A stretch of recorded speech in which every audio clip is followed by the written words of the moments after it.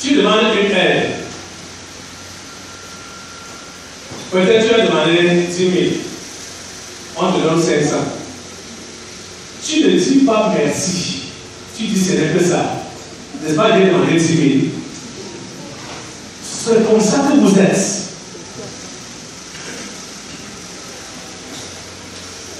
C'est l'expression de votre cœur qui parle là. La Bible dit que c'est de l'abondance du cœur que la bouche parle. N'est-ce pas, j'ai demandé 10 000. Il me donne que 500. Ce n'est que ça.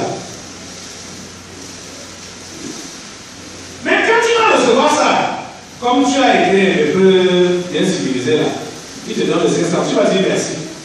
Dans ton cœur. Mais j'ai demandé 10 000 ans, ce n'est que ça qu'il me donne. C'est ceux qui sont impolis là, qui peuvent parler ouvertement. Parce que d'autres, il y a d'autres là, même l'école ne les a pas changés. Ils sont crus.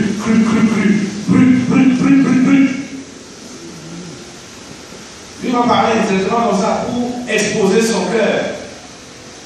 Mais toi qui es un peu poli là, tu dis alors merci, mais dans le cœur. Et ça ne peut pas s'arrêter dans le cœur. Tu vas faire des commentaires avec un tiers. Vraiment, tu connais l'autre. Tu connais l'autre. Mon oncle là, ma tante là, ou mon ami là. Il a les moyens. Tu as un problème de 10 000. Quand j'arrive là, il dit que non, il a rien. Il me paie seulement le 4 000. Voilà, c'est ça.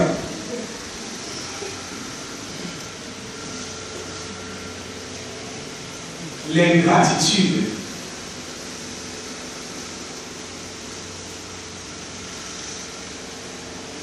Mon ami, il faut savoir dire merci avec le cœur. Dis ça à ton voisin.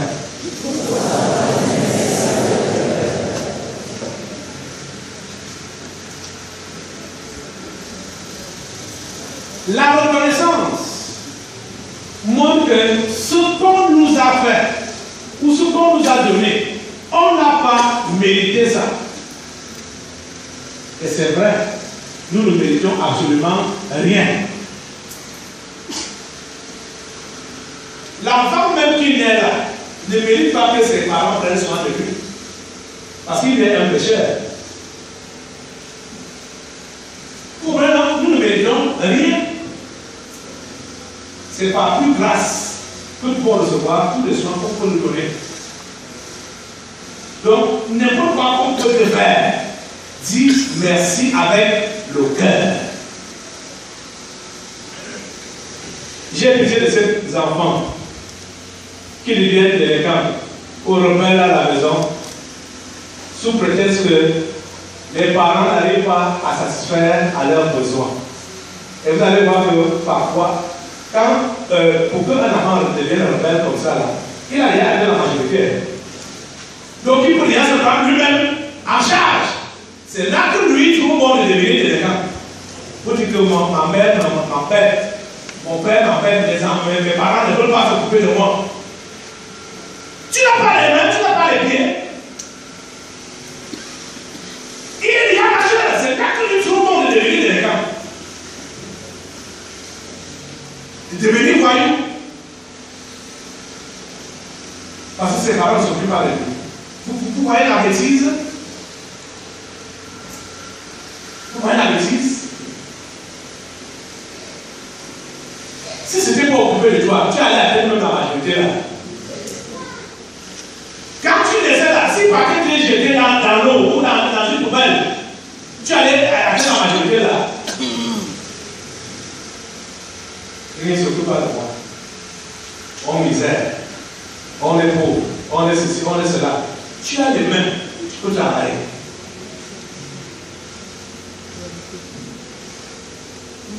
Tu comprends ça? Tu as les mains, tu peux travailler. Tu fais ton histoire de rébellion là, tu fais ça pour toi-même. Parce que tout ce qu'un homme sème, il le moissonne.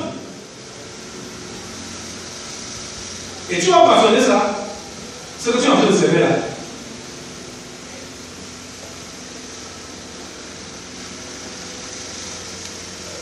L'ingratitude.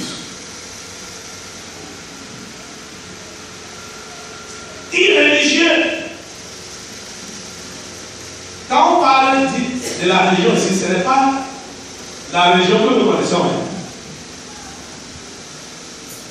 Parce que la religion, le mot religion, dans le public là-même, ça, c'est synonyme de piété. Dans le terme public. Mais aujourd'hui, c'est devenu une appellation vulgaire qui n'a plus de sens. Parce que quand quelqu'un sait que son nom est inscrit dans un registre d'une paroisse, d'un temple, lui sait qu'il est religieux. Irreligieux, ça veut dire que c'est des impies, puisque leur comportement, c'est au niveau du comportement qu'on parle de la religion. C'est pourquoi Jésus a dit que vous les reconnaîtrez à leurs fruits. C'est au niveau du comportement. Tu dis que tu es chrétien, tu te comportes comment? Comment est ton langage? Comment sont tes actes? Tu es religieux. Insensible. Déjà, s'ils sont déjà ingrats, et s'ils sont égoïstes, est-ce qu'il faut avoir des sentiments pour les autres? Hein? Est-ce qu'il faut avoir des sentiments pour les autres? Pourquoi vous ne répondez pas? Naturellement, ils vont devenir insensibles. La douleur des autres, les problèmes des autres, c'est leur problème. Moi, quand j'ai des problèmes qui m'aident, pourquoi moi je vais l'aider? C'est le raisonnement là-bas comme ça. Ça paraît logique. Hein? Comme si la vie ici était une cotisation. Je te cotise, tu me cotises. Et c'est dans l'esprit là que le diable a compris ça. C'est dans l'esprit là qu'il a donc créé des réunions. Et les simples attendent les réunions pour se faire aider au temps de malheur. Sans savoir que le diable a transformé la méthode des réunions. Vous vous rassemblez pour cotiser, prétendre cotiser de l'argent. Or, la vraie cotisation, ce sont les têtes. Les têtes des humains.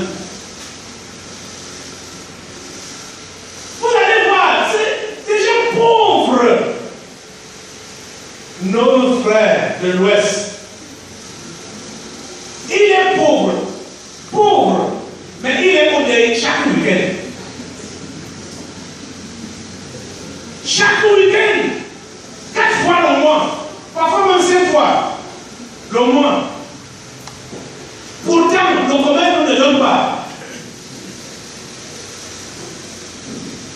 Vous allez voir, dans les histoires qu'on appelle réunion là, c'est les pauvres, ça c'est les droits des pauvres qu'on est en train d'utiliser. C'est pour les pauvres, les simples là, c'est pour les gens qu'on est en train d'utiliser.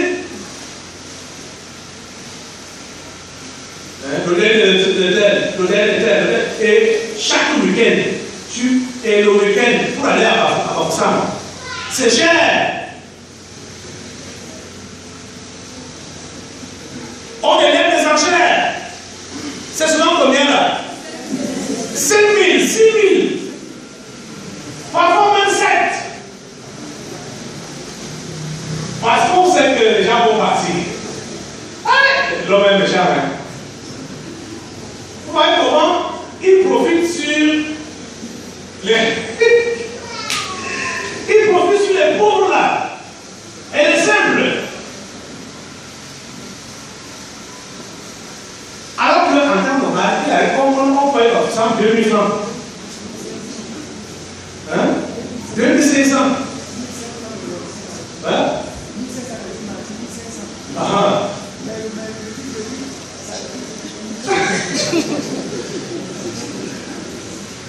Donc lundi, mardi, c'est moi chez pour aller à Bafoussam.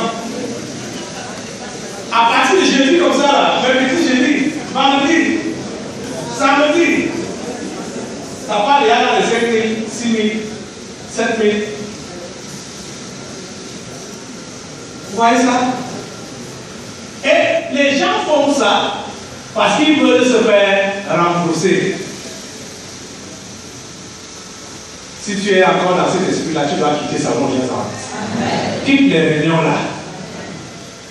Hein?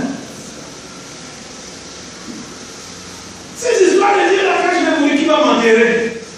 Si on ne t'enterre pas, les chiens vont t'enterrer.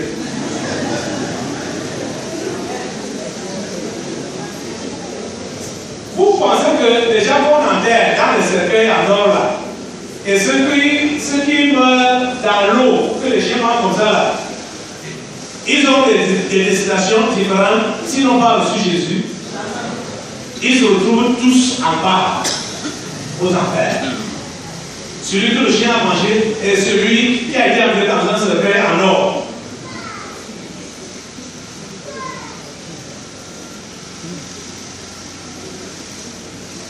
Vous entendez ça?